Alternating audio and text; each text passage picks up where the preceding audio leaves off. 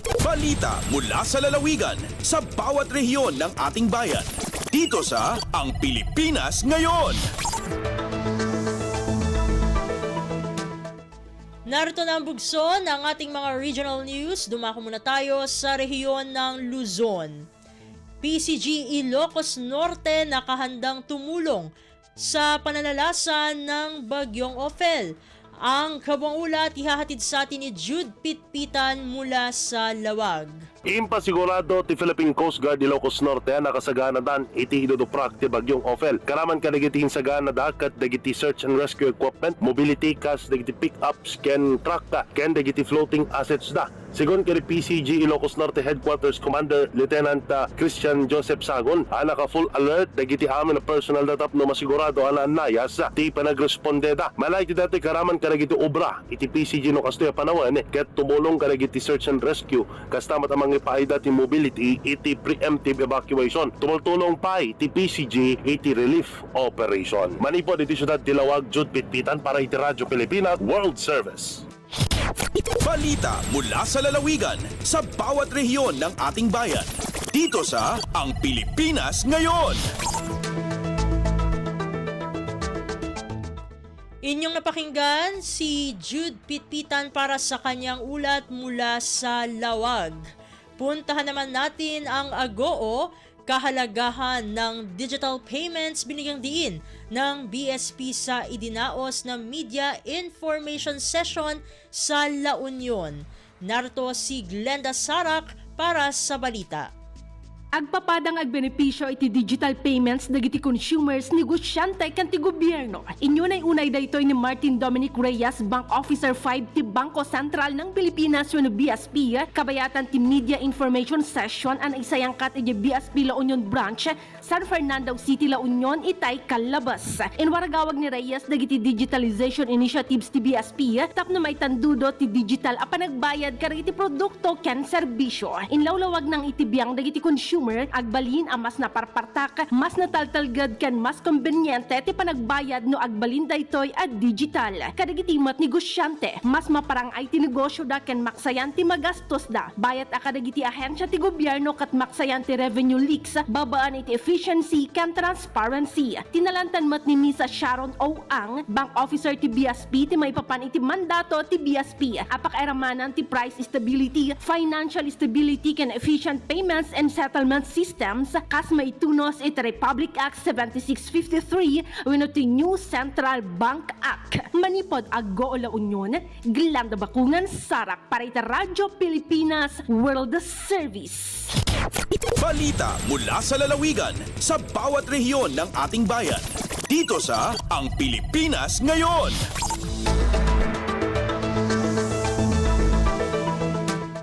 Inyong napakinggan ang ulat ni Glenda Sarak mula sa Agoo. Dakuin naman natin ang dagupan. Philippine Crop Insurance Corporation Region 1, binayaran na ang mahigit 4,000 magsasakang naapektuhan ng mga nagdaang bagyo. Pakinggan ang ulat na ihahatid naman sa atin ni Ricky Kasipit. Sa Philippine Crop Insurance Corporation o PCIC Region 1, so ang ibunog yadagop ya 31.04 million peso indemnity payment at 4,638 ya dumaralos ya apektado ya dimmalan ya bagyo ng imbubenag ilan bulan. Ng imbenag ya simba ginaway PCIC so mass indemnity check distribution jud bali ya mga tarang Pangasinan para 1,502 ya dumaralos. Walay kabuan ya indemnity payment tuyan 7.1 million piso ginawa met so check distribution para 1,196 ya dumaralos jad dingra sa Ilocos Norte ya walay kantidad ya 7.9 milyong piso. Dumanire akawat ya cheque jad mismon opisina ya PCIC ni Romney man tuloy-tuloy so proseso ya pangibunog ya indemnity payment sari apektadon dumaralos adrihin uno tantaluran arumnin probinsya ya Car ya sakop ya PCIC Region 1 sarayan indemnity claim at walay dagop ton 70.9 milyon piso sara may arumnin na apektuan ya bagyo ng imbubenag iran simba so nayarin mangisumite ya indemnity form dumpton agaw kayari ya bagyo. Manlalapod jud RP Dagupan City, Pangasinan, aya si Ricky Kasipit para sa Radyo Pilipinas. Balita mula sa lalawigan sa bawat rehiyon ng ating bayan. Dito sa Ang Pilipinas Ngayon.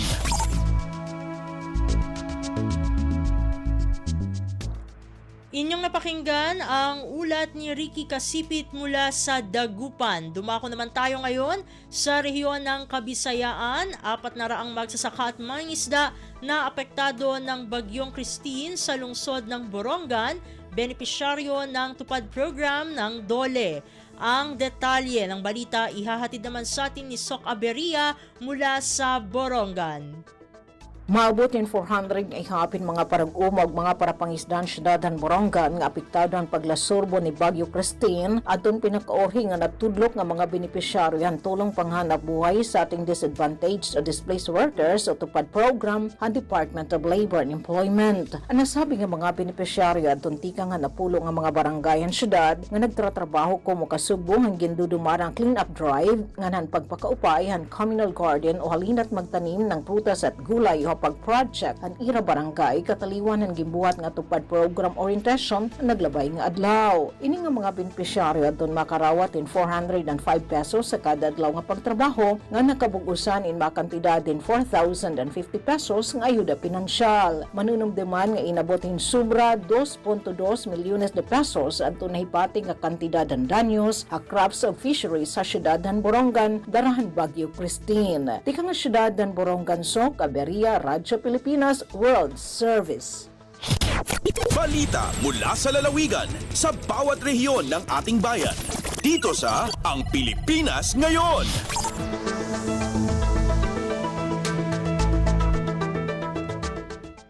Inyong napakinggan ang ulat ni Sok Aberia mula sa Borongan. Dumako naman tayo ngayon sa Sogod. Mga senior citizens sa bayan ng Limasawa, lalawigan ng Southern Leyte, nakatanggap na ng kanilang social pension para sa huling quarter ng taon. Ang kabuang ulat, ihahatid naman sa atin ni Jevic Epiz.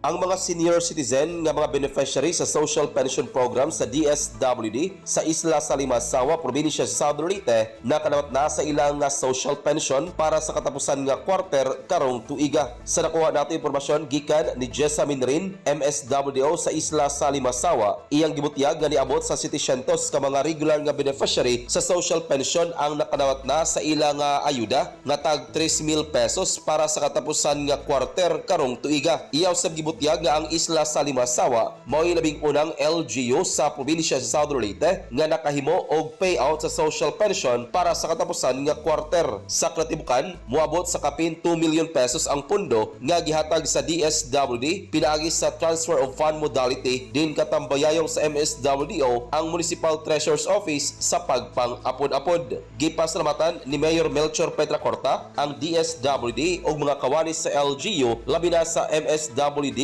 o Municipal Treasurer's Office sa ilang pagpaningkamot aron mahatag na og sayo ang social pension sa mga katigulangan. Balita gikan sa Southern Leyte, Jevic Epis para sa Radio Pilipinas World Service. Balita mula sa lalawigan sa bawat rehiyon ng ating bayan. Dito sa Ang Pilipinas Ngayon. Inyong napakinggan ang ulat ni Jevic Epiz mula sa Sogod. Dakuin naman natin ang rehiyon ng Mindanao. 2 botika sa lungsod ng Cagayan de Oro inisyuhan ng notice ng DOH at Cagayan de Oro Price Coordinating Council dahil sa hindi paglalagay ng SRP. Ang detalye ng balita ihahatid sa atin ni Romy Kapinpuyan mula sa Cagayan de Oro. Nagpahigayon og monitoring sa mga drug prices ang Department of Health uban sa CPCC diin unom ka mga parmasya ug usa ka distributor ang ilang nasusi hinungdan nga nadiskubre ang duha niini nga wala nagsubay sa suggested retail price. Gipasabot ni CPCC Co-Chairman Attorney Jose Edgar Duoy nga ang Food and Drug Administration ug ang Department of Health ang makatag og tukmang aksyon sa mga parmasya nga wala mosunod sa SRP sa mga drug prices. Hinuon naglaom si Attorney Uy nga pinaagi sa regular monitoring sa DOH, FDA ug CPCC mahatagan og tukmang aksyon ang pipila ka mga establishmento nga wala nagtuman sa SRP. Gikan sa Radyo Pilipinas Cagayan de Oro, kini si Romy Kapinpuyan para sa Radyo Pilipinas World Service. Balita mula sa lalawigan sa bawat rehiyon ng ating bayan. Dito sa Ang Pilipinas Ngayon.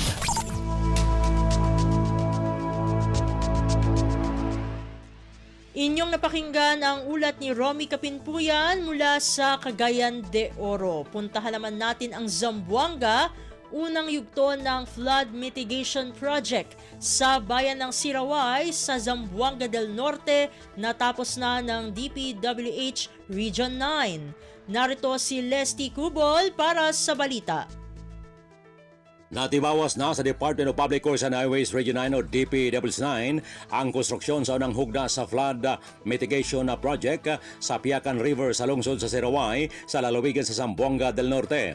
Ang maong proyekto nagkatidad og 39.2 milyones pesos nga gikuha gikan sa General Appropriations Act 2023. Sumala ka engineer Kayumbaw Dia, Regional Director sa DPWH9, ang gipahimutang nilang proyekto naghatag og kasulbaran sa suliran o gagaan sa kakuyaw nga pagabation sa mga nanimuyo sa tampi sa Piacan River sa higayong mubunok ang kusog nga ulan.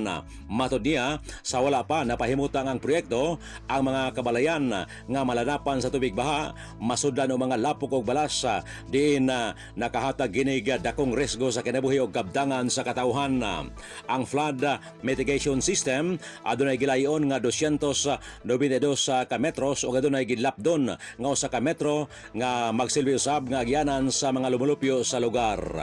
Gikan diri sa Radyo Pilipinas Zamboanga, kini Celeste Cubol para sa Radyo Pilipinas World Service. Balita mula sa lalawigan sa bawat rehiyon ng ating bayan. Dito sa Ang Pilipinas Ngayon.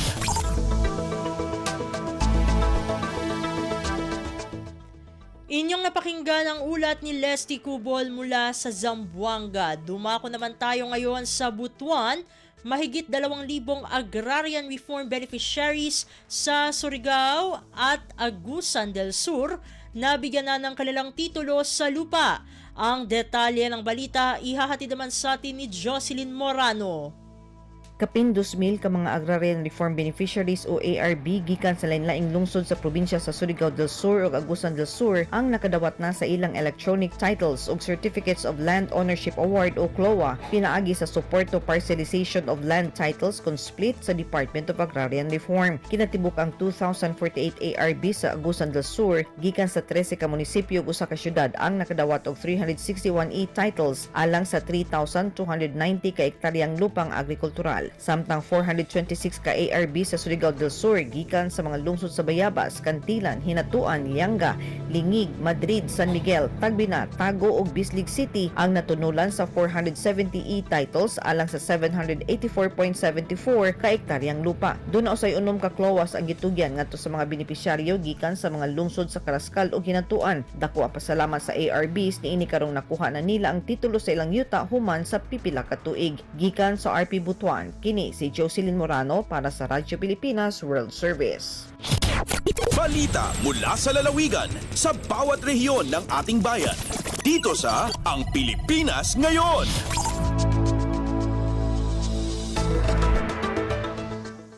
Inyong napakinggan ang ulat ni Jocelyn Morano mula sa Butuan. Puntahan naman natin ang Iligan, PPA, PMO, Lanao del Norte, Iligan, naghahanda na para sa posibleng epekto ng bagyong Ophel. Ang kabong ulat, ihahatid naman sa atin ni Sheriff Timhar Habib Majid. Nagpaygayon og coordination meeting ang Philippine Ports Authority o PPA, Port Management Office o PMO of Lanao del Norte, Iligan uban ang nagkalayleng ahensya isip pagpangandam sa posibleng epekto sa bagyong Ophel. Sa maong panagtigom ilahang gituki ang pagsiguro sa kaluwasan ug pag-atubang sa posibleng risgo nga mahitabo tungod sa bagyo sama sa pagsiguro nga adunay mga evacuation areas nga gitakda sulod sa pantalan, paghatag og weather updates matag unom ka oras ug uban pa. Gidasig usab ni PMO Port Services Division Manager Gerson Azcona ang mga ahensya nga magtinabangay aron masiguro ang kaluwasan sa mga barko inguman ng mga pasahero ug malikayan ang kadaot sa mga pasilidad sa pantalan. Kay hinumduman nga mipagawas og memorandum si PPA General Manager Attorney J. Daniel Santiago nitong November 12 ug 13 nunot sa direktiba ni Presidente Ferdinand R. Marcos Jr. sa pagpakusog sa mga paningkamot sa pagpangandam sa kalamidad. Base sa report sa DOST, pag-asa ning alas 8 sa buntag, hingpit na nga nahimong super typhoon ang bagyong Ophel. Ang maong bagyo gipabot nga muliko paingon sa amihan ng kasapdan sa kadagatan sa Pilipinas sa dili pa kinimo landfall sa sidlakang Baybayon sa Cagayan o sa amihan ng bahin sa Isabela karong Huwebes sa hapon November 14. gikan sa Radyo Pilipinas Iligan kini Sheriff Timhar alang sa Radyo Pilipinas World Service. Balita mula sa lalawigan sa bawat rehiyon ng ating bayan. Dito sa Ang Pilipinas Ngayon.